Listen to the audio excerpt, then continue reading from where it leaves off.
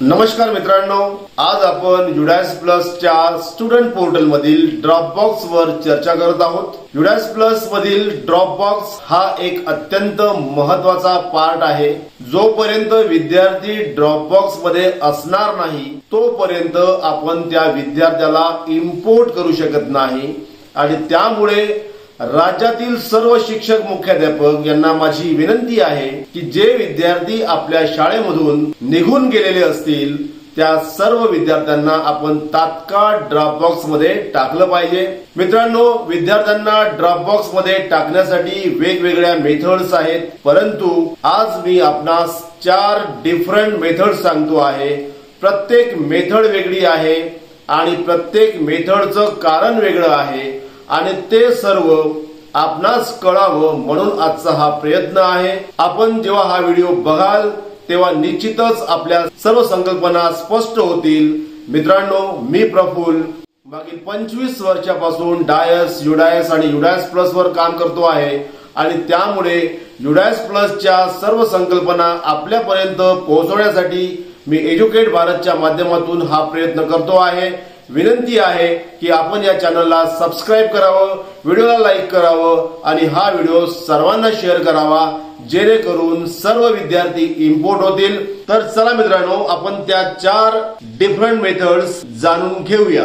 Let's start. तर मित्रांनो, मी Google Chrome open केलेला आहे आणि ऍड्रेस बार मध्ये युडायस प्लस एंटर करतो आहे। राईट साइडला log in for all modules वर क्लिक केल्यानंतर स्टेट सिलेक्ट करायचा आहे। गो वर क्लिक केल्यानंतर स्टुडंट मॉड्यूल मध्ये लॉग इन वर क्लिक करायचा आहे। आता आपल्या शाळेचा जो लॉग इन आयडी पासवर्ड असेल तो एंटर करा। कॅप्चा एंटर करून लॉग इन वर क्लिक केल्यानंतर आपल्या समोर एक डॅशबोर्ड येईल। करंट अकॅडमिक इयर 2025-26 वर आपल्याला क्लिक करायचा आहे। क्लोज वर क्लिक करायचा आहे। मित्रांनो, हा डॅशबोर्ड आहे आणि या डॅशबोर्ड वर आपल्याला शिक्षक मुख्याध्यापक म्हणून सातत्याने लक्ष द्यायचं आहे। तर आपल्या शाळेमध्ये एकूण जे विद्यार्थी आहेत ते विद्यार्थी इथे पाहायला मिळतील आणि वर्गनिहाय विद्यार्थी आपल्याला या ठिकाणी पाहता येतील। आजचा व्हिडिओ हा कंप्लीट ड्रॉपबॉक्स वर आहे। आज आपण विद्यार्थ्यांना ड्रॉपबॉक्स मध्ये कसं पाठवायचं, विद्यार्थ्यांना ड्रॉपबॉक्स मध्ये टाकण्याच्या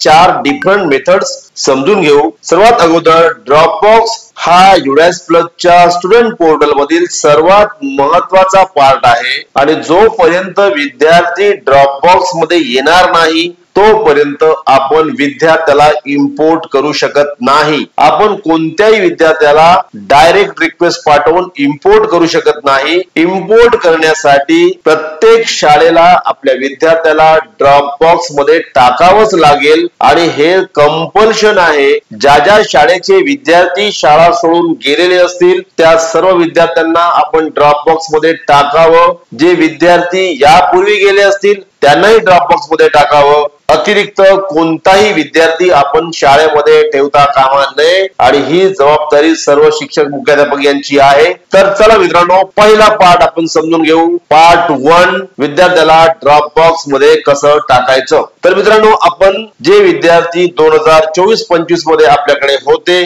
त्या विद्यार्थ्यांना आपण प्रमोट केलेलं आहे आणि ते विद्यार्थी 25-26 मध्ये आलेले आहेत। परंतु एखाद्या विद्यार्थ्याने एक्झाम दिली होती, तो पास झाला, त्याला मुख्याध्यापक यांनी प्रमोट केलं, परंतु शाळा सुरू होण्यापूर्वीच जर तो विद्यार्थी आपल्या शाळेमधून गेलेला असेल तर मग त्या विद्यार्थ्याला आपल्याला ड्रॉपबॉक्स मध्ये टाकावं लागेल। ही आहे ड्रॉपबॉक्स मध्ये टाकायची पद्धत 1, स्टेप 1 आणि त्यासाठी आपल्याला स्टुडंट मूवमेंट अँड प्रोग्रेशन वर जायचं आहे। प्रोग्रेशन ऍक्टिव्हिटी वर क्लिक करायचं आहे। आपल्या शाळेचं जरी प्रोग्रेशन झालेलं असेल तरी सुद्धा ही ऍक्टिव्हिटी आत्ताही सुरू आहे आणि ही ऍक्टिव्हिटी फक्त स्टेप 1 साठी लागू आहे। म्हणजेच जे विद्यार्थी पास झाले, प्रमोट झाले परंतु शाळेमध्ये न येता शाळा सुरू होण्यापूर्वीच जर आपल्या शाळेतून गेले असतील तर त्या विद्यार्थ्यांना आपल्याला या मेथडने ड्रॉपबॉक्स मध्ये टाकता येतं आणि त्यासाठी प्रोग्रेशन समरी सेक्शन वाईज वर क्लिक करावं लागेल। 2024-25 मध्ये जे विद्यार्थी ज्या वर्गामध्ये होते ते विद्यार्थी आपल्याला या ठिकाणी पाहायला मिळेल। समजा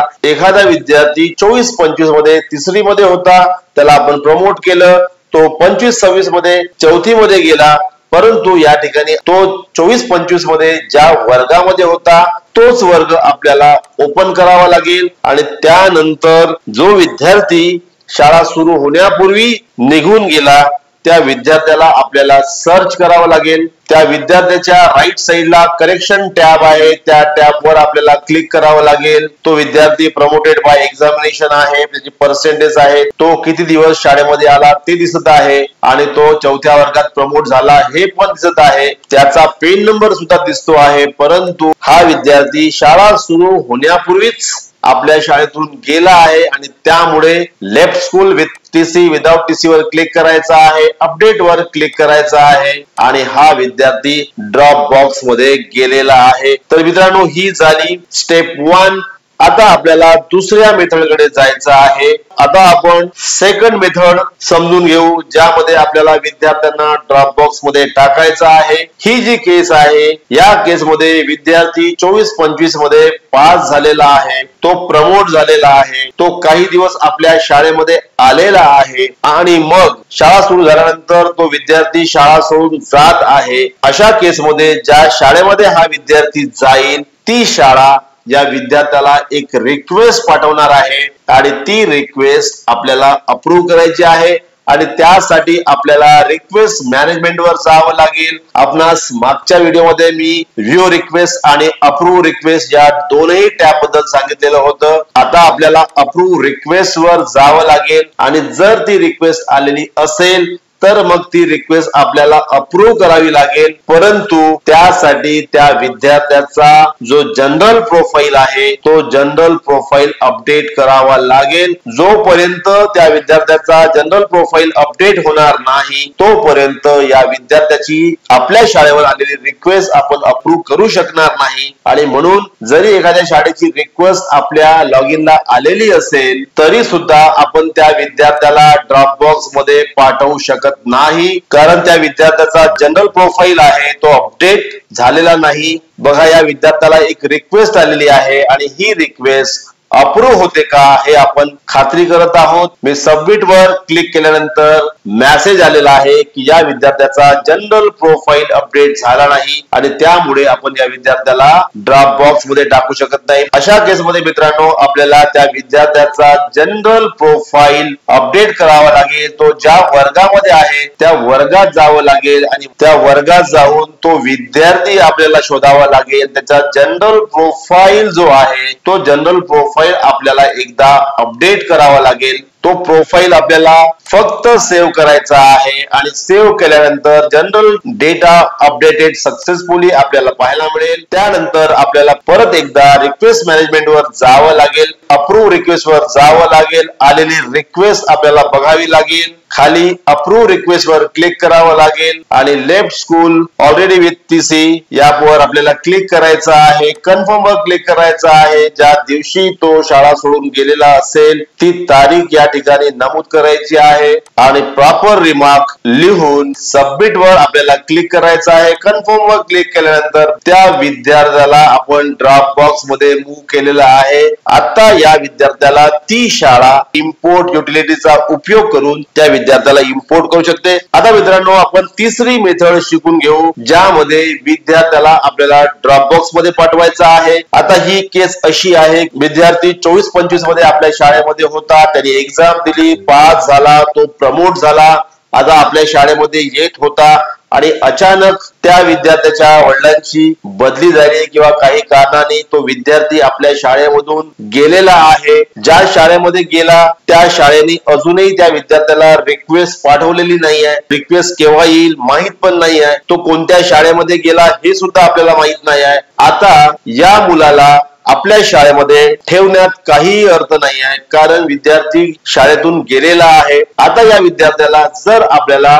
ड्रॉप बॉक्स मध्ये पाठवायचं असेल तर मग आपण काय करायचं ते आपण शिकून घेऊ. तिसरी मेथड, ज्या मेथडच्या माध्यमातून आपण विद्यार्थ्याला ड्रॉप बॉक्स मध्ये टाकू शकतो. तर या केससाठी सर्वात प्रथम विद्यार्थी ज्या वर्गामध्ये प्रमोट झालेला असेल तो वर्ग आपल्याला ओपन करावा लागेल. जो विद्यार्थी काही दिवस शाळेमध्ये आलेला असेल आणि शाळा सुरू झाल्यानंतर तो गेलेला असेल त्या विद्यार्थ्याला सिलेक्ट करायचं आहे, त्याच्या जनरल प्रोफाईल वर जायचं आहे. जनरल प्रोफाईल मध्ये काहीही बदल आपल्याला नोंदवायचा नाही, फक्त खाली येऊन सेव्ह वर क्लिक करायचं आहे. जनरल डेटा अपडेटेड सक्सेसफुली लिहून येईल. मग एकदा आपल्याला वर जायचं आहे. वर जाऊन इथे असलेला त्याचा पेन नंबर कॉपी करून घ्यायचा आहे. त्यानंतर डावीकडे असलेल्या student movement and progression module वर क्लिक करायचं आहे आणि खाली ट्रान्सफर सर्टिफिकेट मॉड्यूल यावर क्लिक करायचं आहे. या ठिकाणी त्या विद्यार्थ्याचा पेन नंबर एंटर करायचा आहे. गो वर क्लिक करायचं आहे. जसं आपण गो वर क्लिक कराल त्या विद्यार्थ्याची संपूर्ण माहिती आपल्या समोर येईल. आता या विद्यार्थ्याला आपल्याला ड्रॉपआउट करायचं आहे की हा विद्यार्थी नियमित होता आणि आता शाळेतून गेलेला आहे, म्हणून त्याला ड्रॉपबॉक्स मध्ये टाकायचं आहे. हे मुख्याध्यापक आणि शिक्षक यांना ठरवायचं आहे. इथे मित्रांनो आपल्या समोर दोन ऑप्शन्स ओपन झालेले आहेत. पहिलं ऑप्शन आहे left school already with TC आणि दुसरं ऑप्शन आहे मार्क ड्रॉपआउट.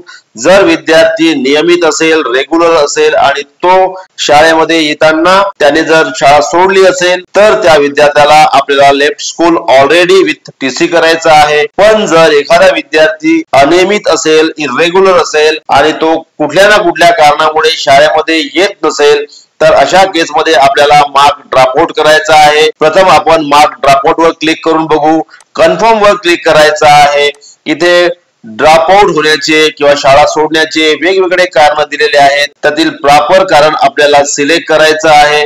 शाळा सोडल्याची डेट एंटर करायची आहे. कॅप्चा एंटर करायचा आहे. प्रॉपर रिमार्क लिहायचा आहे आणि सबमिट वर क्लिक केल्यानंतर तो विद्यार्थी ड्रॉपआउट होणार आहे आणि तो ड्रॉपबॉक्स मध्ये जाणार आहे. त्याच्यानंतर मित्रांनो मी परत बॅक वर क्लिक करतो आहे. आता जे दुसरं ऑप्शन आहे हा विद्यार्थी left school already with TC आहे, कारण हा विद्यार्थी रेग्युलर आहे आणि त्या विद्यार्थ्याची रिक्वेस्ट आपल्याला आलेली नसेल. Left school already with TC वर आपण क्लिक करू शकतो. कन्फर्म वर क्लिक करायचं आहे. ज्या दिवशी तो या शाळेतून गेलेला असेल ती डेट या ठिकाणी टाकायची आहे. कॅप्चा एंटर करायचा आहे आणि प्रॉपर रिमार्क लिहायचा आहे आणि नंतर सबमिट वर आपल्याला क्लिक करायचं आहे. कन्फर्म वर क्लिक केल्यानंतर तो विद्यार्थी ड्रॉपबॉक्स मध्ये मूव्ह होईल आणि दुसऱ्या शाळेला त्या विद्यार्थ्याला तात्काळ इम्पोर्ट करता येईल. पुनश्च मी आपणास सांगतो आहे मित्रांनो, जर आपल्या शाळेतून विद्यार्थी गेला असेल तर त्याला आपण पोर्टल मध्ये अजिबात ठेवू नये. तात्काळ आपण ड्रॉपबॉक्स मध्ये टाकावं.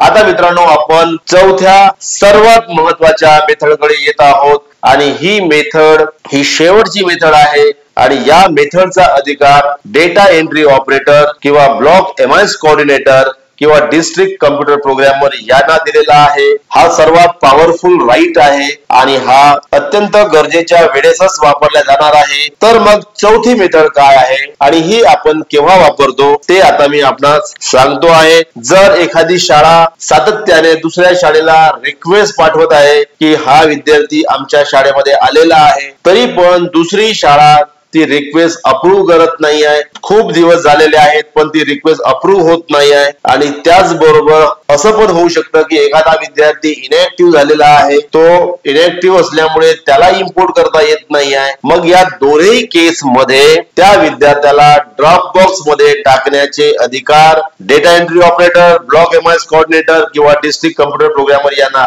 आहेत. उचित कारण, सर्व पुरावे आपल्याला सबमिट करावे लागतील. त्याची ओरिजिनल टीसी आपल्याला सबमिट करावी लागेल. प्रॉपर डॉक्युमेंट्स आपल्याला द्यावे लागतील. त्याचबरोबर तो विद्यार्थी आपल्या शाळेमध्ये येत आहे याचा एखादा पुरावा आपल्याला दाखवावा लागेल आणि त्यानंतर खात्री झाल्यावर या विद्यार्थ्याला ड्रॉपबॉक्स मध्ये टाकू शकतील. कोणत्याही विद्यार्थ्याला ड्रॉपबॉक्स मध्ये टाकण्याचे अधिकार डिस्ट्रिक्ट कम्प्युटर प्रोग्रामर यांना आहेत. पहिल्या 3 ज्या मेथड्स सांगितलेल्या आहेत या 3 मेथडचा जर आपण प्रॉपर वापर केला तर कोणत्याही विद्यार्थ्याला इम्पोर्ट करायला काही अडचण जाणार नाही. कोणत्याही विद्यार्थ्याला ड्रॉपबॉक्स मध्ये टाकायला अडचण जाणार नाही. निश्चितच आपल्याला हा व्हिडिओ आवडलेला असेल, त्यामुळे विनंती आहे की आपण चॅनलला सबस्क्राईब करावं, व्हिडिओला लाईक करावं, बेल आयकॉनला प्रेस करावी जेणेकरून सर्व नोटिफिकेशन आपल्यापर्यंत पोहोचतील.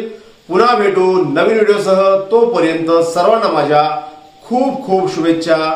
Thank you so much.